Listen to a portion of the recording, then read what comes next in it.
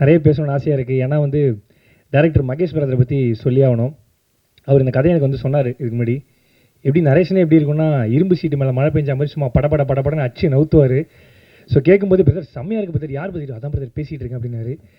இந்த கதை கேட்கும்போதே எனக்கு தெரிஞ்சு பவிஷ் பிரதர் சூப்பர் கதை, செம்ம கதை.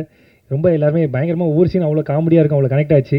இந்த படத்தை வந்து எல்லாரும் மாதிரி நானும் தேட்டரில் பார்க்க வெயிட் பண்ணுறேன். ஸோ தனஞ்சயன் சாரை பற்றி சொல்லணுன்னா, ஒரு ஏர்டெல் கஸ்டமர் கேர் மாதிரி சார்.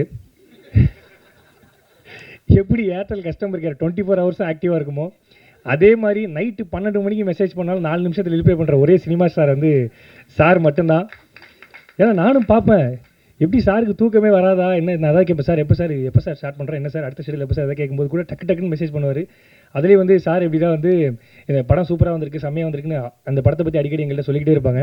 எங்களுக்கு 2 ப்ரொடியூசர்ஸ் இந்த படத்துக்கும் சரி எங்கள் படத்துக்கும் சரி, ஒன்று தனஞ்சயன் சார், இன்னொன்று தினேஷ் ராஜ் சார்.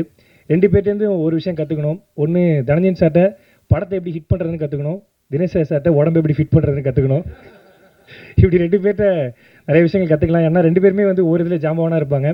ஸோ இந்த படம் வந்து எல்லாரும் மாதிரி நானும் பார்க்க வெயிட் பண்ணுறேன். அதெல்லாம் தாண்டி இந்த படத்தில் நடித்த ஹீரோயின் நாகதுர்கா மேடம், உங்களை பற்றி சார் ஒரு வாட்டி என்கிட்ட சொன்னார், ஜி ஒரு 300 மில்லியன் வியூஸ்லாம் போகுது ஜி, அப்படி ஒரு ஹீரோயினை கூப்பிட்டு வந்துட்டு ஜி பாட்டெல்லாம் சும்மா தெரிக்கும் ஜி அப்படின்னாரு.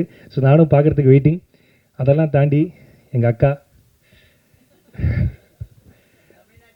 தமிழ்நாட்டுக்கு தண்ணித்தா எல்லோவில் வராங்க எங்கள் அக்கா வனிதா, மறக்கலக்கா.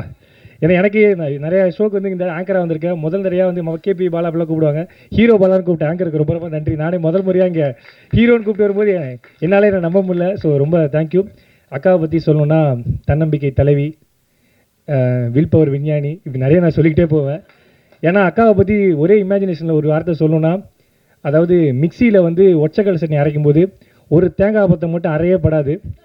அதே மாதிரி தான் எங்கள் அக்காவும், எவ்வளோ தடங்கள் வந்தாலும் எங்கள் அக்காவை யாராலையும் ஒன்றும் பண்ணவே முடியாது. அந்த தேங்காய் பற்றி நீங்கள் தான்க்கா.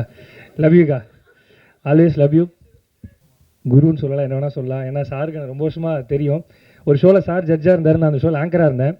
அந்த ஷோவில் வந்து ஏதோ ஒரு வார்த்தை பேசிகிட்டே இருக்கும்போது நைட்டு அது அன்னையோட என்னை வந்து ரிலீவ் பண்ணுற மாதிரி ஒரு சுச்சுவேஷன் வந்துச்சு. அப்போ வந்து நான் சார்ட்ட சொன்னேன், சார் படையப்பா பாட்டு எடுத்திங்கன்னா ஹீரோயினுக்கு பட்டுப்பட விரிச்சு போடுற கேரக்டர் இருந்தால் கொடுக்கணும் சார், நான் பண்ணுறேன் சார் அப்படின்னு சொன்னேன். நீ ஏன்டா எப்படி சொல்லிட்டேன் அப்படின்னாரு. இல்லை சார், ஏதாவது ஒரு கேரக்டர் பண்ணணும்னு ஆசை சார், நீ வேணா பாரு, மூஞ்சி ஒரு ஓவல் மூஞ்சியா அப்படின்னு சொல்லிட்டு ஒன்று சொன்னார். நீ ஒரு நாள் நீ ஹீரோ ஆவ பாரு அப்படின்னு சொன்னார். இப்போ நான் சார்ட்ட தான் சொல்லிருந்தேன், சார் உங்கள் வார்த்தை பயிற்சிச்சு sir, thank you so much sir, love you sir, thank you sir. இப்படி ஒட்டுமொத்த ஜாமான் கூட என்ன ஒரு ஆளாக வச்சு கூப்பிட்டு எல்லாருக்கும் ரொம்ப ரொம்ப நன்றி. தேங்க்யூ. எல்லோருக்கு எல்லாரும் மாதிரி நானும் வெயிட்டிங். தேங்க்யூ ஸோ மச், நன்றிங்க. யாராவது பேர் விட்டோன்னா சார், எல்லோரும் பேர் சொல்லிட்டேன். Thank you. Super ma'am. Mani bro, thank you bro, love you bro, thank you.